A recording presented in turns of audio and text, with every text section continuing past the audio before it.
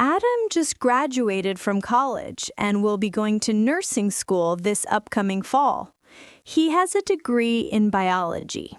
He initially wanted to be a doctor, and his parents wanted him to be one too. Even though being a doctor gets you a lot of money and prestige, it is also very stressful. Adam did not want to be in school that long.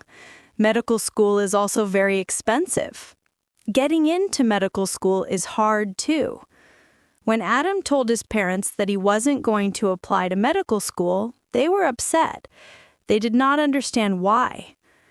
Adam had a high GPA, a high MCAT score, and great letters of recommendation. Adam explained that his heart was not into it. He knew he would probably get into some medical schools, but it wasn't worth it. He wanted to go to nursing school. He wouldn't have to be in school that long, and he liked the work better. When he told his parents this, they said, "Nursing is for women," they said. Adam expected them to say this. A lot of people have told him the same thing. I get why you would say that, but there are a lot of male nurses these days.